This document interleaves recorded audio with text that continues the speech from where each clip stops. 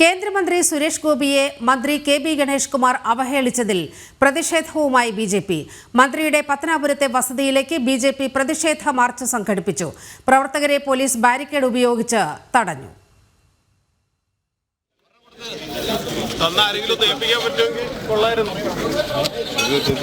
ഗണേഷ് കുമാർ സാറിന്റെ സ്വന്തം തൊപ്പിയാണ്.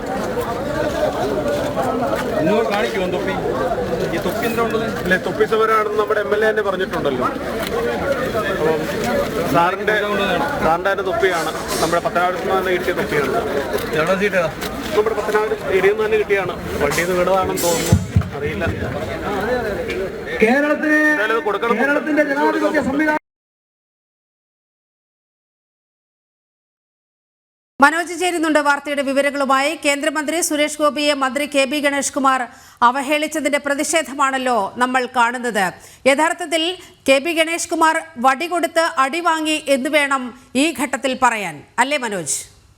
തീർച്ചയായും നീലിമ, മന്ത്രി കെ.ബി. ഗണേഷ് കുമാറിന്റെ നിരന്തരമായുള്ള അവഹേളനത്തിന് പിന്നാലെയാണ് ബി.ജെ.പി. ഇപ്പോൾ പ്രതിഷേധവുമായി രംഗത്തെത്തിയിരിക്കുന്നത്. പത്തനാപുരത്തെ ഗണേഷ് കുമാറിന്റെ വസതിയിലേക്കാണ് ബി.ജെ.പി. പത്തനാപുരം മണ്ഡലം കമ്മിറ്റിയുടെ നേതൃത്വത്തിൽ ഈ പ്രതിഷേധ മാർച്ച് നടത്തിയത്. ബി.ജെ.പി. സംസ്ഥാന സമിതി അംഗം ഉല്ലാസ് ബാബു പ്രതിഷേധ മാർച്ച് ഉദ്ഘാടനം ചെയ്തു.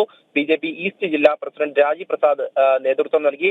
എന്തായാലും നിരവധി പ്രവർത്തകരാണ് ഈ ഒരു പ്രതിഷേധ മാർച്ചിൽ പങ്കെടുത്തത്. പോലീസ് ബാരിക്കേഡ് ഉപയോഗിച്ച് തടഞ്ഞപ്പോൾ ബാരിക്കേഡിന് മുകളിൽ കയറി പ്രവർത്തകർ പ്രതിഷേധിച്ചു.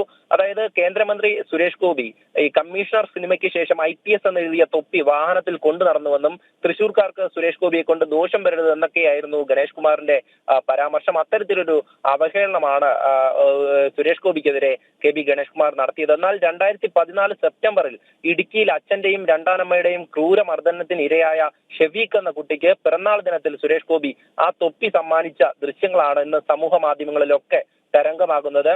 അത്തരത്തിൽ കെ.ബി. ഗണേഷ് കുമാർ ഈ അവഹേളനം തുടരുമ്പോഴാണ് ബി.ജെ.പി. പ്രതിഷേധവുമായി എത്തുന്നത്.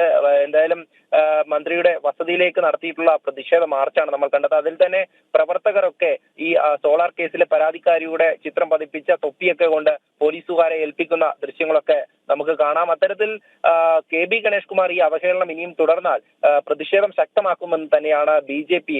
അറിയിച്ചിട്ടുള്ളത്. ഈ പ്രവർത്തകരെയൊക്കെ തന്നെ പോലീസ് ഈ വസതിക്ക് മുന്നിൽ തടഞ്ഞ ഒരു സാഹചര്യമാണ്. പ്രവർത്തകരൊക്കെ വലിയ രീതിയിൽ ആ പ്രതിഷേധം ഉയർത്തുന്നതും നമുക്ക് കാണാം. എന്തായാലും ഇനിയും ഇത്തരത്തിലുള്ള അവഹേളനങ്ങൾ ഉണ്ടായാൽ ബി.ജെ.പി. ശക്തമായി തന്നെ പ്രതികരിക്കുമെന്നാണ് അറിയിച്ചിട്ടുള്ളത്. നീലിമ, മനോജ്, ബി.ജെ.പിയുടെ ആ ബാനറിൽ തന്നെ നോക്കൂ, കെ.ബി. ഗണേഷ് കുമാറിന്റെ മുൻ ഭാര്യ യാമിനി തങ്കച്ചി ഒരു വിഷയവുമായി ബന്ധപ്പെട്ട്, സരിതയുടെ വിഷയവുമായി ബന്ധപ്പെട്ട് അദ്ദേഹത്തെ മർദ്ദിച്ചു എന്ന് പറഞ്ഞ് സമൂഹ മാധ്യമങ്ങളിൽ അദ്ദേഹം പോസ്റ്റ് ചെയ്ത ചിത്രമാണ്.